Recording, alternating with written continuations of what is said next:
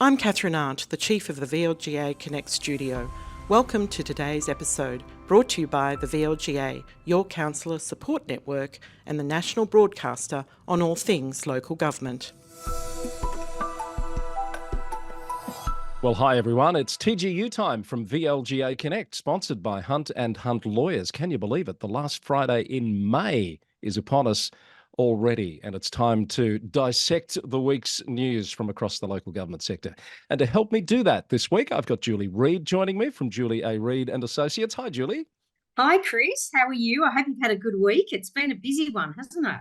It sure has. I'm still struggling with this cold that you sent me down the line a couple of weeks ago, but I think it's nearly gone. But hopefully you're feeling better too. Yes, absolutely champion now. And look, it's always good to be back on deck and doing lots more work and trying to keep up with all of the news that is coming through on local government, Chris. Yes, but I know the real reason why you've kept so busy this week is because you just didn't want to dwell on the fact that Tony Rownick has left us for multiple weeks to go travelling internationally. But it's not all doom and gloom, because we've got Nick Miller joining us. We met Nick briefly last week, and Nick's there in the Hunt and Hunt studio. Welcome, Nick. Thanks very much, Chris, and hi, Julie. Yes, great to be on as the Tony replacement. We'll see how it goes. I'm just through a mild bout of COVID myself, so Right. Good to be back on my feet too. Excellent. Oh, Well, boy. good to have you with us, and there's no shortage of things to get your insights on this week. I did see some photos doing the rounds from Marrakesh Yes, this Chris. week. Oh, Now, I'm he not was sure if going- JLF's got those. We'll make sure by the time he edits this, he's got those in case there's something that's suitable to put up on screen. But I think that was Tony's first port of call on his whirlwind trip, wasn't it? Yes, and I think that what I was impressed with, he was sharing with us the waste collection system in Marrakesh. The which benefits of a was decent local government. Yes. Yes. And tax credit, tax exemption, tick the box, do you think, now that he's done that? Yeah. No comment. No comment. Okay, that's very good. Okay, you've set the tone for us, Nick. We've got a lot to talk about, but we're going to start with something a little bit different. I'm going to ask you just to take a breath, have a sip of water or something, and we're going to bring in a new segment which could pop up at any time during TGU. Rhys Thomas recently joined the VLGA, and he's going to join us each week to tell us what's happening at the VLGA. But this week, a particular piece of news that's of interest that he's going to update us on. So here we go with our first guest appearance from Rhys Thomas. And it's great to have Rhys Thomas recently joining the VLGA, and Rhys will join us here on TGU on a regular basis to tell us what's happening at the VLGA. Rhys, good to see you. Thanks, Chris. It's good to be here in the TGU studio. Actually, I must say I thought it would be bigger than this, but yeah, it's good to be here. And the question everyone's asking is, why have you joined the VLGA after such a stellar career in councils around the place? I think the question is, why didn't I join earlier?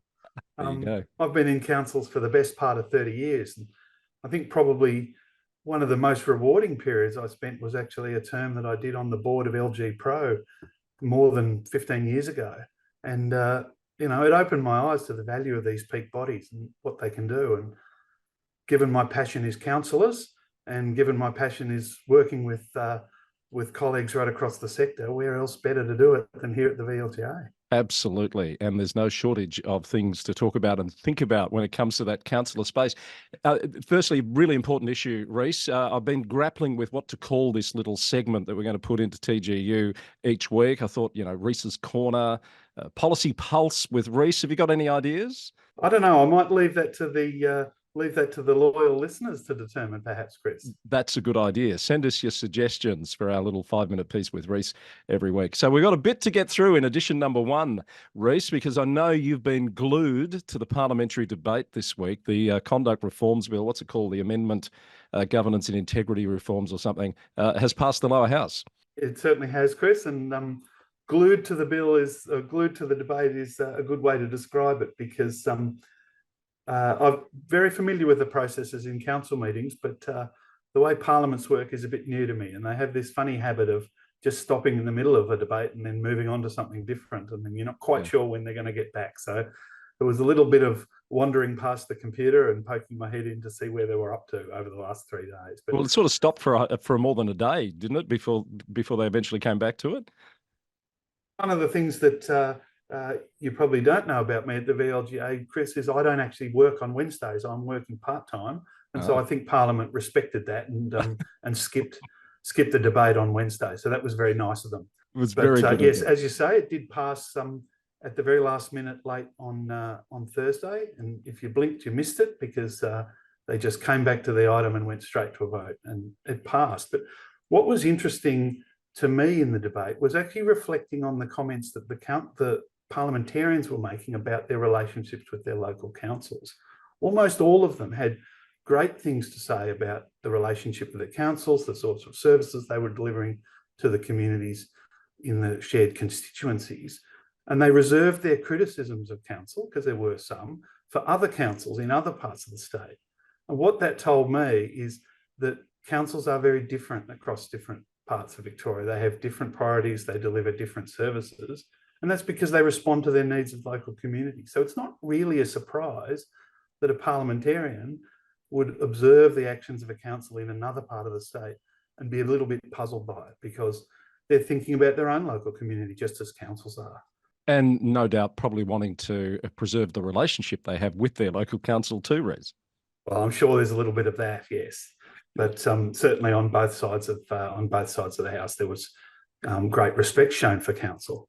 But back to the bill, one of the things well, first of all, I should say that it did pass, and it passed unamended. It passed along party lines, which was obviously the Labor Party in favour and the Liberals, the Nationals and the Greens against. And I'm not sure we were sure which way the Greens were going to vote, but they did vote against it.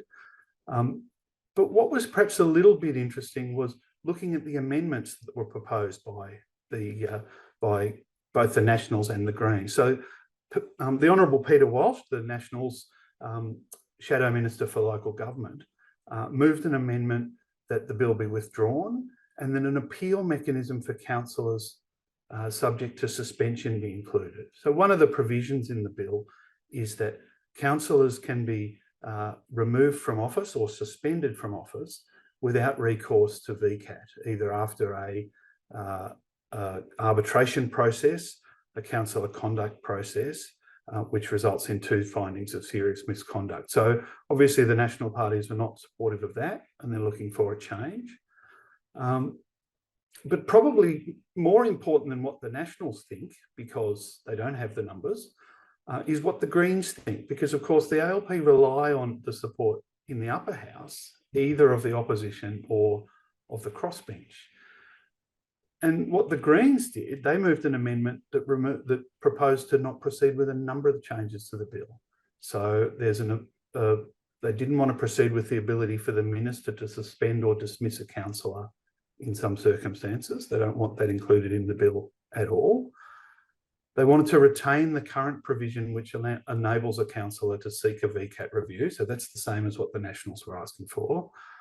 They to not proceed with a change that was to see councillors not be able to receive legal support funded by the council in arbitration or councillor conduct proceedings unless they'd had special permission from the proceedings to do so. And they want to not proceed with the proposal to enable the municipal monitor to make findings about an individual councillor in their report. So that's a puzzling one, because that was simply a matter of giving the municipal monitor the authority to identify an individual in the council who's causing a risk to the good governance of the council. So those things are all important, because now that the bill's in the upper house, perhaps all of those things are back on the table as the government tries to negotiate it through.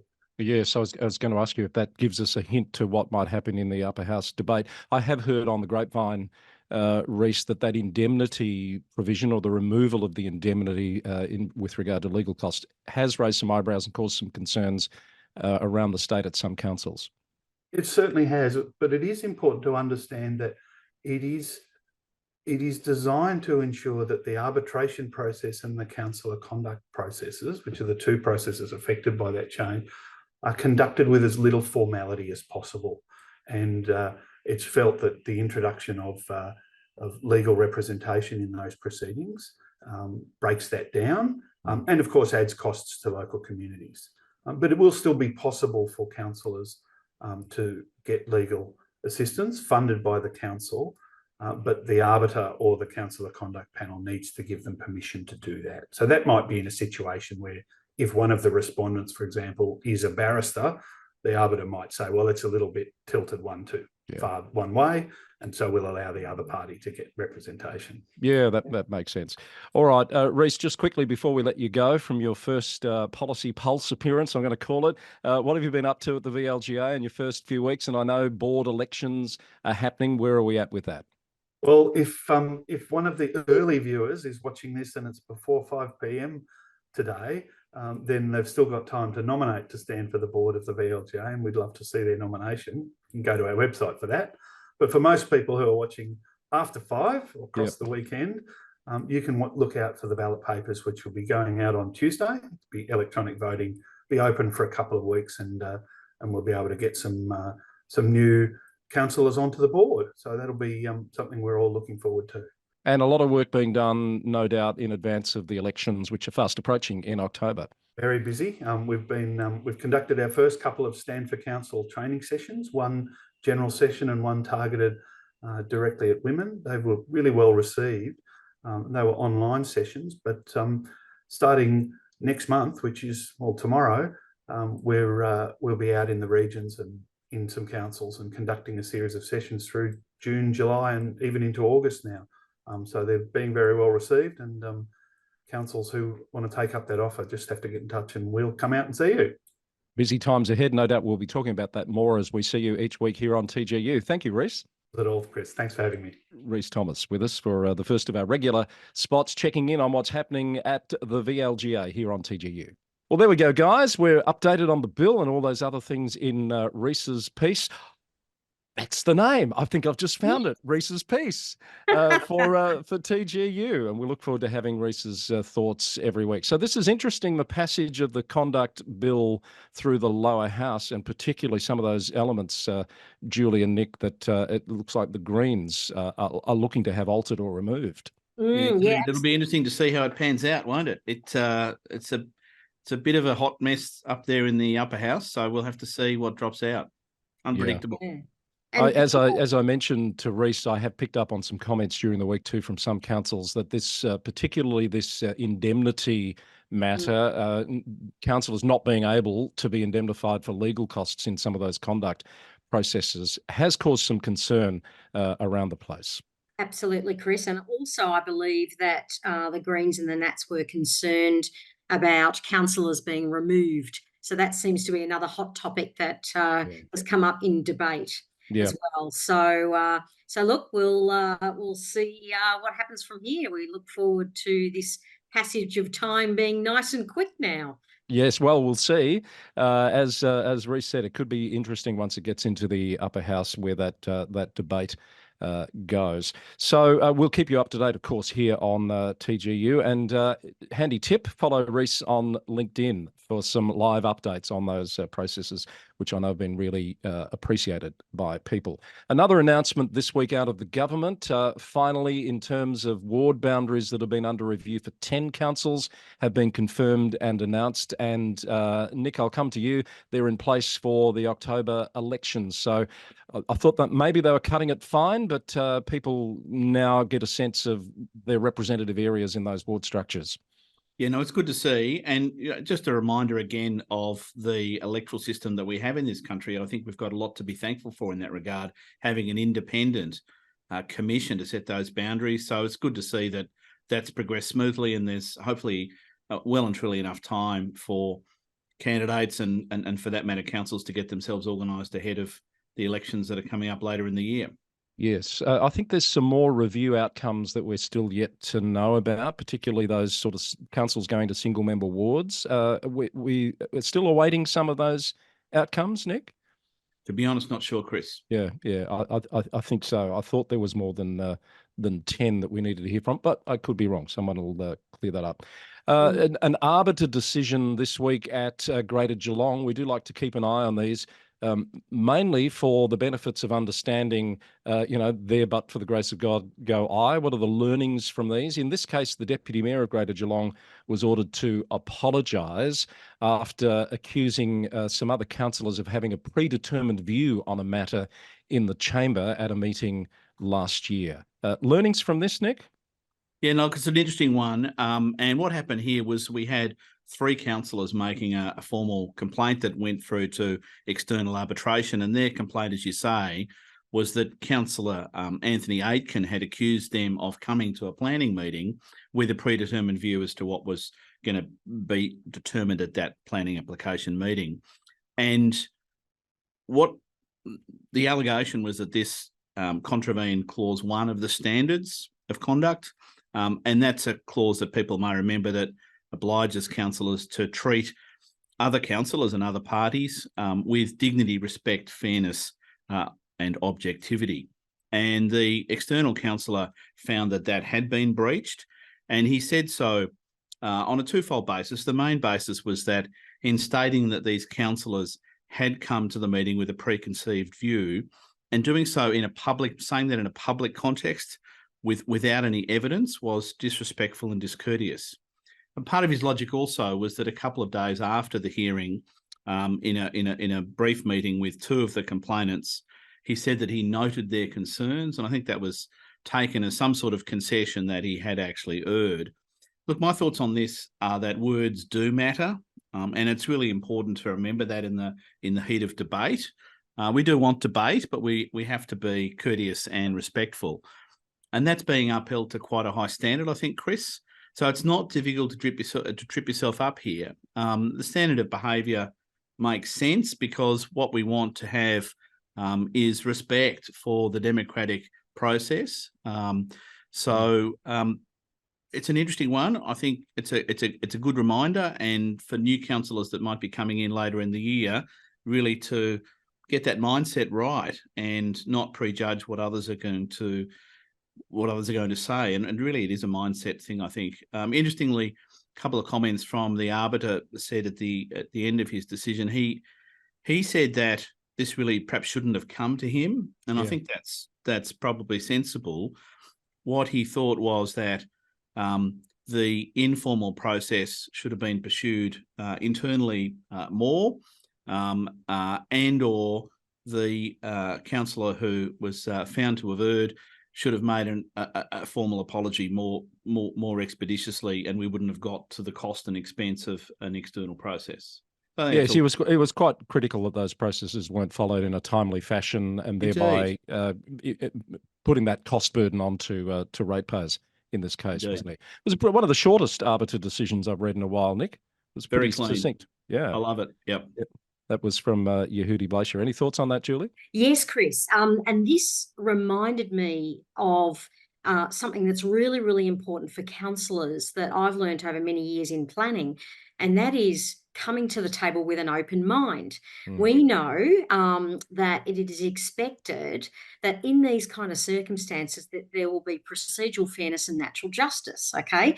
Now, Winky Pop. Do you remember Winky Pop? I was just going to say, does anybody remember Winky Pop? Yeah, I have nightmares about Winky Pop. I know. Winky Pop is still there and is still applicable, and that's a Supreme Court ruling around Winky Pop, and that was around bias in decision making.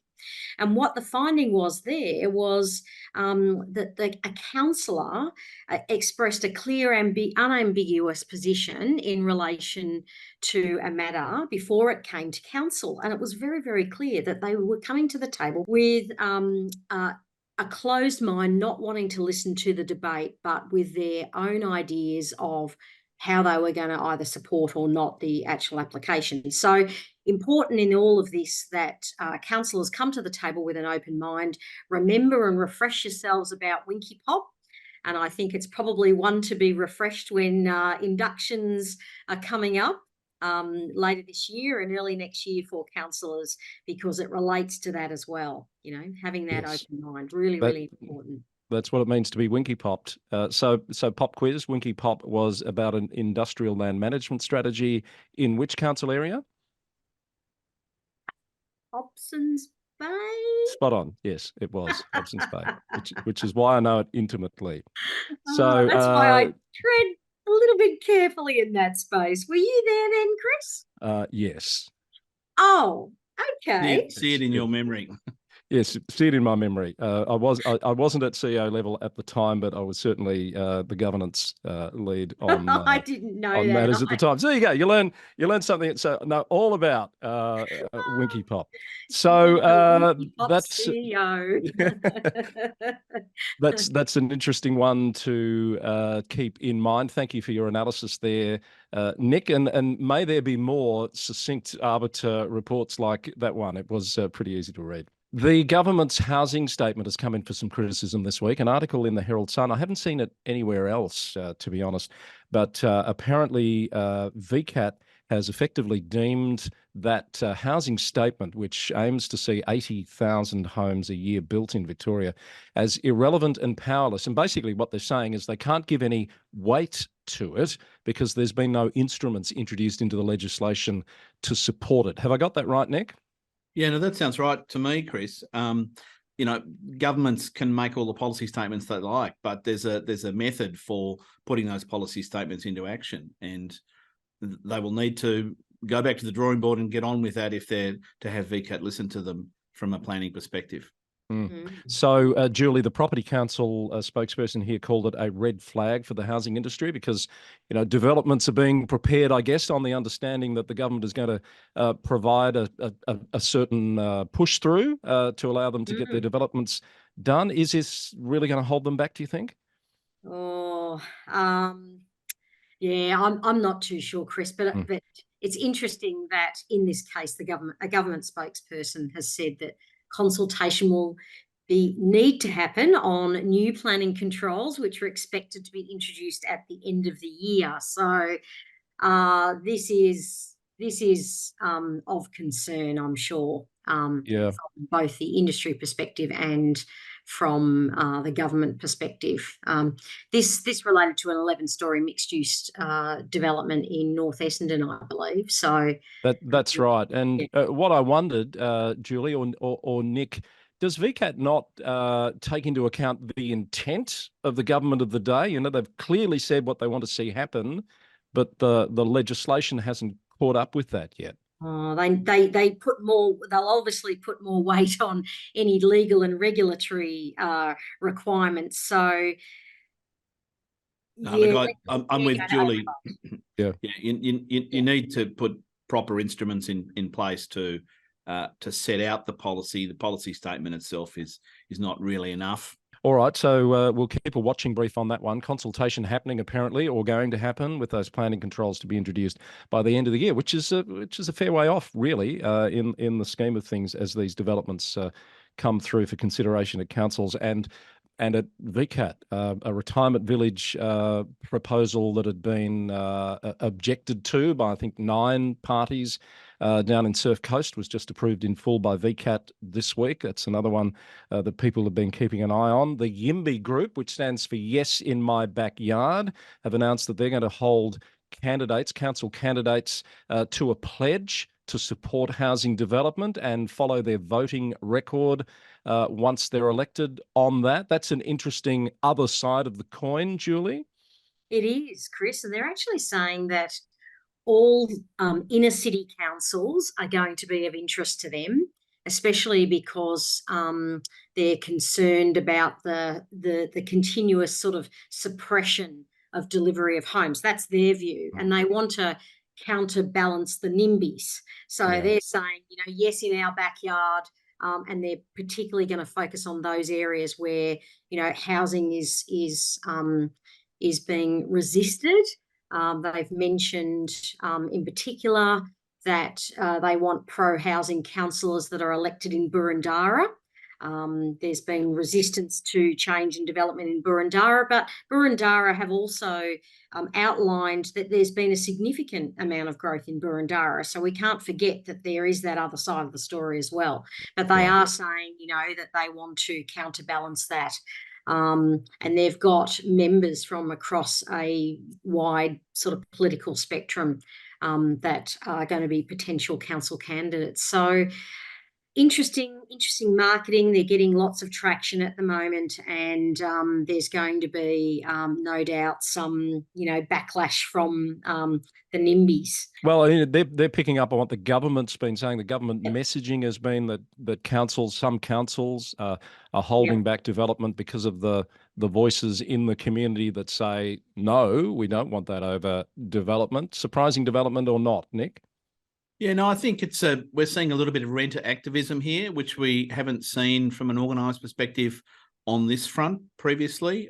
Look, the other thing that occurred to me as I was thinking about this was that if some of these councillors, the YIMBY endorsed, or for that matter, the NIMBY endorsed councillors, manage to become are elected in later in the year, then there's a little bit of a danger that they'll take their platform, whichever side of the coin it's on, too far and confuse the statutory planning role with the strategic planning role. Things end up in VCAT, council loses, expense and embarrassment. So there's a danger there. And I think induction for those councillors will need to be careful in explaining to them the different roles that they do have and the need to observe the particular pathways that are available there. Yeah. And also, Chris, we've just spoken about councillors coming with an open mind. And it's interesting, isn't it? If you're coming in on an agenda of you're coming in as a YIMBY or a NIMBY, to either stop development or, continue to support development, are you going to come with a balanced approach to listen to the professional recommendations of the staff and the balanced arguments both sides, or are you going to always be supporting every development that comes through the council chamber? So it is interesting, and we know that councillors, when they step into these roles, get really frustrated if they come in on one sort of agenda, that it's, they realise that they have no power on their own. They have to have the support of the majority, but they don't have as much power as what they think they do. But they've also got to have that open mind. So open Very mind, true. strong Totally. topic. Yeah, it's become the theme for today. We might be nutting out a title for the episode along those lines. Another development conflict tension, a slightly different one. This one's out at Daylesford, where the owners of some farmland are not happy that Hepburnshire has flagged that their land might be noted for future residential use. These are some of these tensions we're seeing on the fringe of rural and regional councils, Nick. Indeed, and we're talking about housing again, which is a theme for a number of our stories today. Daylesford, of course, is a tourist area, so there's the housing issue, plus there's the accommodation for tourists issue. And, the amenity of that area is seen by those who are concerned about this as being affected if that change away from farming happens. And, of course, if the land is rezoned, then the rates are going to put the farmers out of economic business. It's not going to be sensible for them to take it forward. So, it's definitely a NIMBY-YIMBY battleground again, Chris, definitely. It is. And Julie, fun times for planners in these cases. Yeah. These are really highly sort of controversial issues in communities like Daylesford, like Hepburn, where there are strong sort of environmental as well issues that are linked often to these kinds of rezonings. But in this case, obviously farming as well. But, they're never straightforward, these rezonings. It means the growth of the town, and people that live in Daylesford like the size of the town as it is and probably don't want it to grow very much, but there's obviously demand for people to live there. So it is a balancing act, and there's lots of background work that goes into these kinds of rezonings. And I know that the council up there have recently finished some really fantastic strategic planning work in structure plans for their major townships. So they're heading in the right direction in terms of all of the great work they're doing. But it is really controversial in the community, difficult for them. And one thing that might be a possible alternate solution, and you may have a view on this, Julie, is there's quite a bit of vacant zoned residential land in the Daylesford township, as I understand it. And what's it going to take to infill those spots rather than encroach on the farming land. Anyway, Yeah, that's I'm right. sure they've thought that through. Yeah, and it's really interesting, isn't it? Because there's not much that councils can do to require people to actually build on land that's already rezoned, ready to be developed. You know, people bank land. You know, we have this issue of land banking, don't we, across all of Victoria, where land just sits there and doesn't get used. So it is a bit of an issue, but certainly, you know, the council would have stats around, you know, understanding, you know, what is available for development at the moment and be looking at the need for housing going forward. So that's all part of the rigorous process that they go through for any rezoning of land. Interesting stuff. All right, that one was reported on by The Age, I think it was, this week. Shout out to Colac Otway Council, who's made a decision this week to stay in the business of delivering aged care services. So this is another one that's starting to swim against the tide. We've had a few decide to get out, but there's a growing number now that are saying our community is telling us that we highly value council provision of these services, and Colac Otway is going to do a bit of work to look at what its future service mix might be while working within the new reforms that are coming from the Commonwealth, Julie. Yeah. And there's quite a few councils that are actually getting out of aged care services because they can't really compete in that market, which is really strong now, the sort of private market. But, you know, when you reflect on the history of local government in this space, you know, it is seen as a safe space to be, as a space where people value the council workers that come through the door and they feel comfortable with the service. So it is a nervous space for the elderly population to have to think that they've got to go and find a new provider that is a private provider for profit. So I can understand why it actually tugs on the heartstrings of the councillors and of the community, because it's a known brand that people can rely on. So it will be interesting. They're obviously looking at, as you say, reviewing what kinds of services that they can provide. So they don't have to provide the sort of the full package of services. They can provide a sort of a smaller amount of services. So it'll be interesting to see what they do decide to deliver on. Some councils are going full on packages, but others are just doing minimal packages. So let's see what they come up with. But, you know, good on them. And it's a really tough decision. And it's a complex space, isn't it, Nick? It is.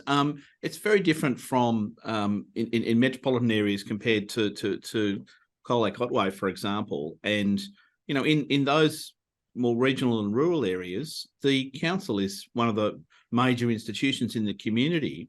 There's quite likely little economic pressure from private operators, little presence of private operators.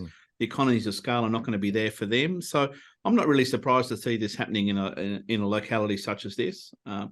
And people, as we're saying, they trust their councils, and the council is the major institution and thus able to organise, coordinate and make it happen. So there's a few that have made this decision now, and some in the city. Whittlesea's one that comes to mind. I'm sure there's one or two others that have said we're going to stay in this space as well, but look at how we can do that in a way that is sustainable going forward, given all the other pressures that councils have on them. All right, so that's Colac Otway. Lots of other stories. I'm just going to throw a few stories at you, Julie and Nick, and if you've got a comment. This one caught my eye in the Herald Sun this week. Reportedly, the CFMEU is looking to move in on the ASU's turf. John Setka has said that he doesn't think the ASU has been serving their blue-collar local government workers well enough, and wants to bring them into the CFMEU fold. The ASU says, back off. There's no place for the CFMEU in local government. I think they've even issued a legal challenge. That's fascinating to watch. It will be interesting to watch. I don't know where that'll go. Union politics is not really an expert field for me. But I can see that the CFMEU has a certain approach and style, and whether that'll work in the local government space yet to be seen. We've seen a rescission motion get up this week, Julie, at Greater Geelong, where they decided just last month to bring in a 24/7 cat curfew that was going to come into effect in November this year. A councillor brought forward a notice of rescission saying they were concerned about the impact on renters, particularly, and the cost implications for people on low incomes to confine their cats on a 24-hour basis. And by a margin of one vote, the councillors overturned that original decision. And that's interesting, Chris, because I've never thought of it, a cat curfew, in that respect, to do with financial burden on residents with low fixed incomes, etc., renters, etc. I've always thought the issue was around the enforcement of it. The issue of the fact that, how can you actually enforce it? Well, you're relying on people to do the right thing, aren't you? Yeah. To bring their cats indoors, at night for the benefit of other residents as well. So, and of the to do with the impact on local biodiversity as well, and that was one of the reasons why it was brought in. So, look, I hadn't thought about it from that point of view. A very interesting argument. I haven't quite digested what my view is on that argument. I would like to know how they feel that would be a burden on people with low incomes. But anyway, look, it was interesting that there's been a rescission motion. We're seeing a few more of these, I think, Chris, rescission motions. Yeah, well, I was interested. Up to the election, I don't know. Yeah, we have seen a few around the country. We've seen some interesting rescission motions. They don't always get up. Often positions don't change that much. We saw one down in Bawbaw recently about their policy about place naming. Nick, this one though, pretty simple in the sense that often you've got to ask that question when you're rescinding something: has it been acted on? Depending on the nature of the decision that's been made. This wasn't coming in until November. Indeed.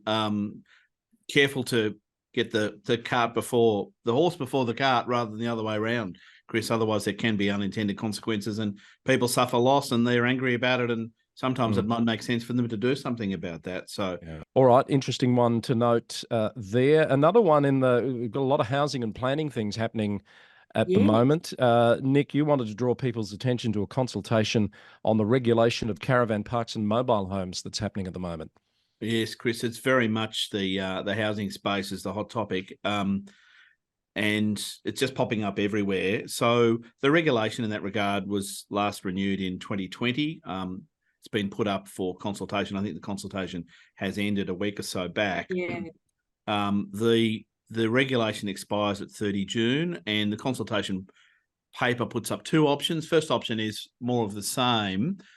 Second option is a bit of tweaking, which would have a bit of an impact on council from a regulatory perspective. And that second option would bring forward the registration date from October back to August, so an earlier application required.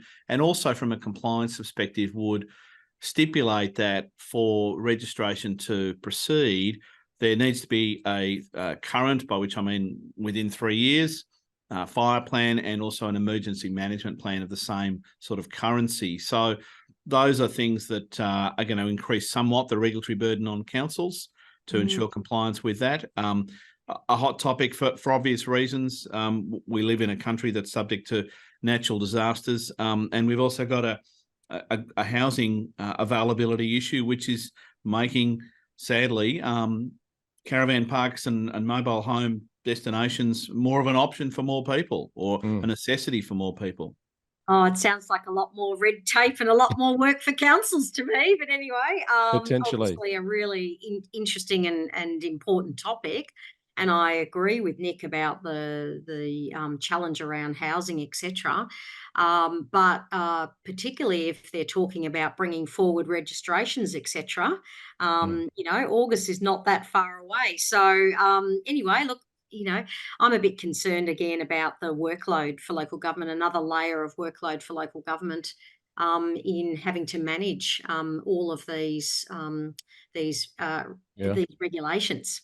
And how do they fund that as well? The minister's the one minister's the one who prescribes the fees, I understand. And will council be able to recover those, or they're going to pass it on to the caravan parks, and all sorts of consequences there.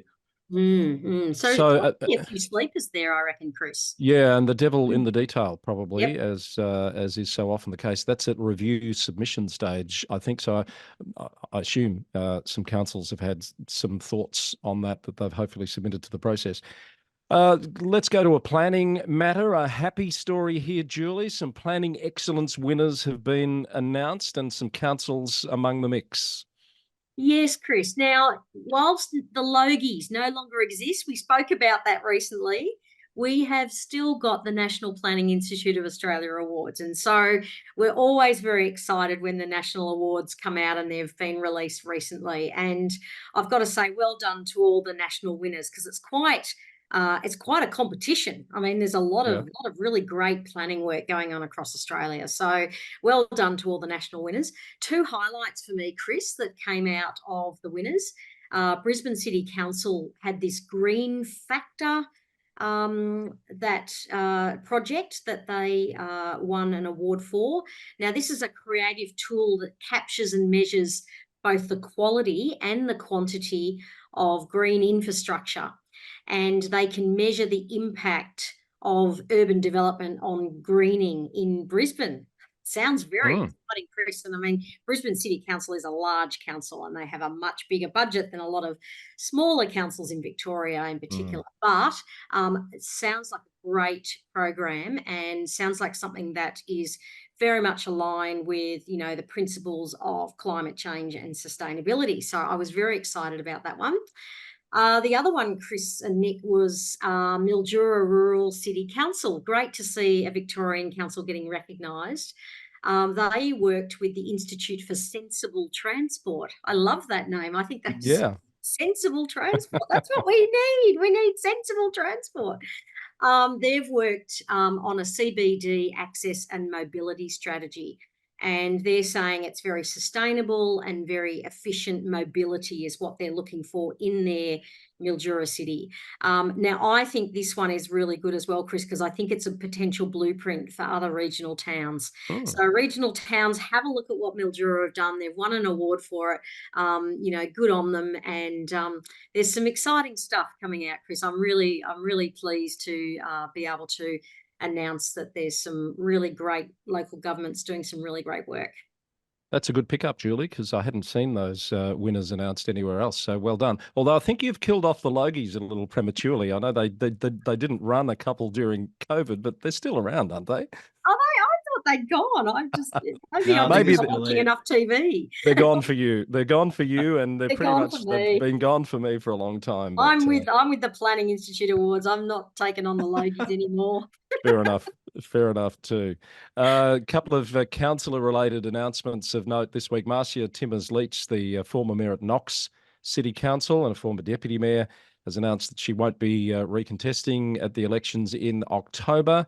That's another on the list of former mayors. I think Jim McGee's made it pretty clear at Glen Ira that he won't be standing either. And a big one from Sydney, Clover Moore. Is I think she's 78 years of age. She is 78. Yeah, she's announced she is running again. She's seeking an historic 6th term, so another 4-year term. That's a long time in a leadership role, isn't it? And I think she's still pretty popular there in Sydney.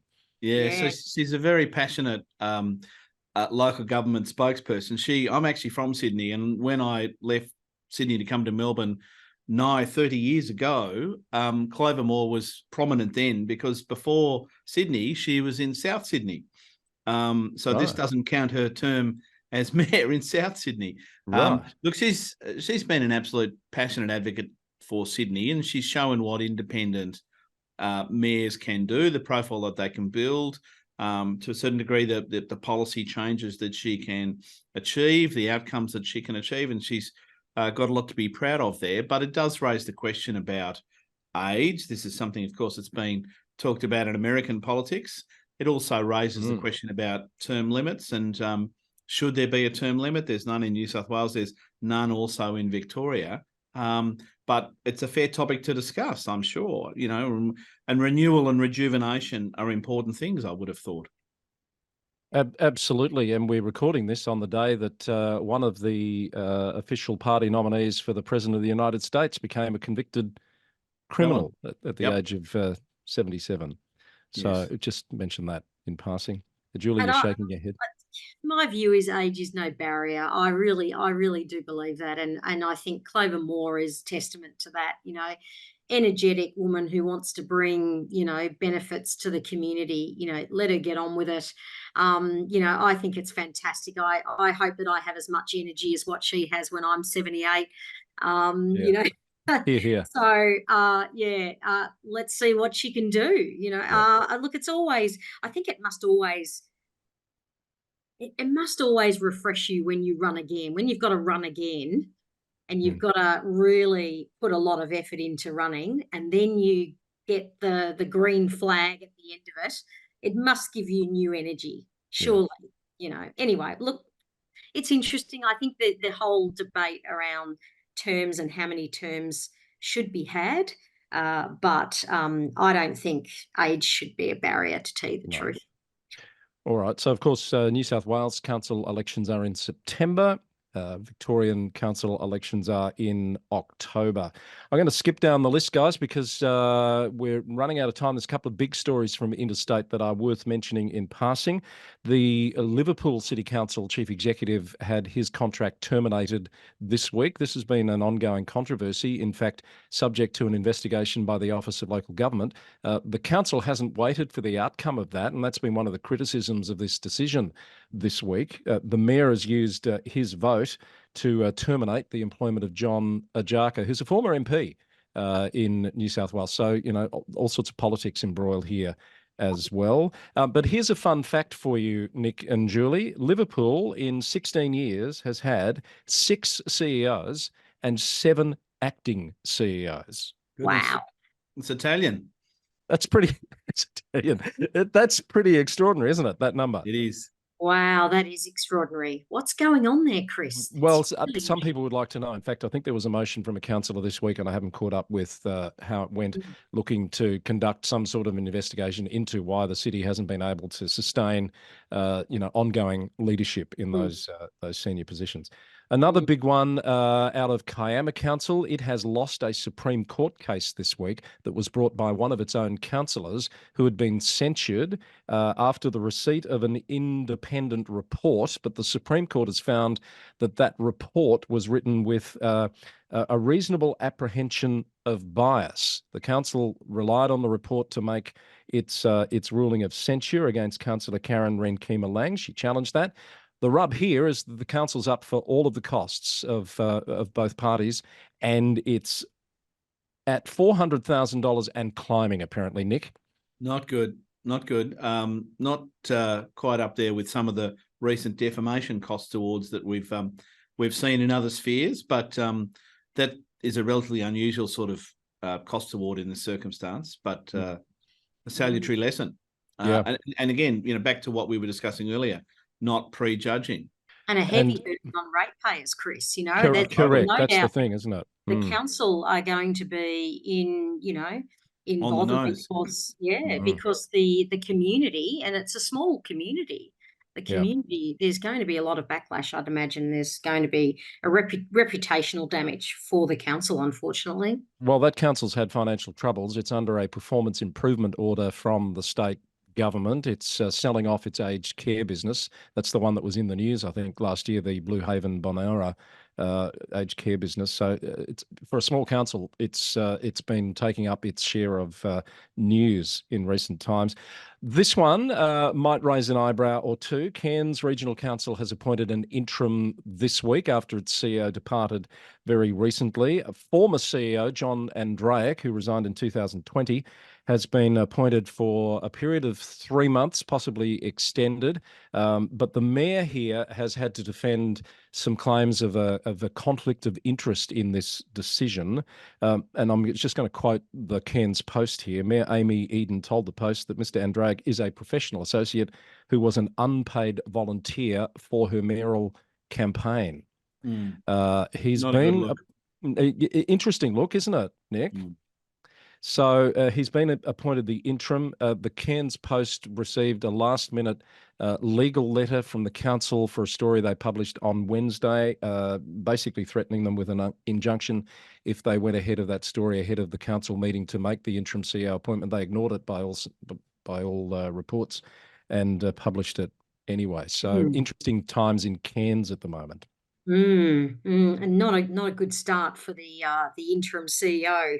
But anyway, and the new council there, and we need more good news stories, Chris. Where are the good news stories? I'm sorry, I'm all out of good news stories. I think I don't even have a UK story for you this week. Oh, actually, yes, I do. How about this one? Edinburgh Council has banned all advertisements for sports utility vehicles, cruise holidays, airlines, airports, fossil fuel-powered vehicles, and arms manufacturers in council-owned spaces. Well, there you go. Wow. Virtue signalling, away we go. Anyway. Yeah, apparently some other councils have done that. The ban includes all SUVs, including electric versions. Wow, isn't that interesting? Yeah. Gosh. All right. I just had to give you. I wonder if that's going to catch on. Well, time will tell. All right. I think we've reached the end of the list. Anything final from you, Julie? No, Chris, except to say, what a week in local government. And it is good to hear the good news stories, but it's good to learn from some of those stories that are quite complex and where there's things going on in the background. We don't quite know what's going on, but we know that something's not quite right. We can only just hope for improvement in that space. And we're obviously all getting ready and preparing ourselves for changes with legislation, and also with the lead up to the elections, and looking forward to seeing who's going to be coming forward. Yes, it's getting to that interesting time, isn't it? And Nick, will you be watching the upper house debate on the Conduct and Reform Bill? Expect so, and I think we're looking at that's about 3 weeks' time. The first time it might come on, so be following Rhys on that. He's done a great job in Man on the Spot, and yeah, it'd be interesting to see what compromises come out of that. There is, all for having a mix of parties and representation. Just I do apprehend that sometimes that dynamic can result in some compromises which perhaps in the cold light of day don't make good policy sense. So we'll just cross our fingers on that front. All right, lots to keep an eye on and report on, no doubt, next week on TGU. We might have another travelogue entry from Tony Rownick. Who knows? I'm not sure where he'll be this time next week. And we'll have Rhys Thomas back with his new segment as well. We're sitting on Policy Pulse with Rhys Thomas. I did like Rhys's piece, but it's a little bit sort of US candy influenced, I think. Send us your suggestions if you've got some ideas on what we can call that segment, and any other feedback that you've got as well, of course. So that's TGU for another week from VLGA Connect. Subscribe on YouTube or your podcast player to make sure you don't miss future episodes, and we'll see you all again soon.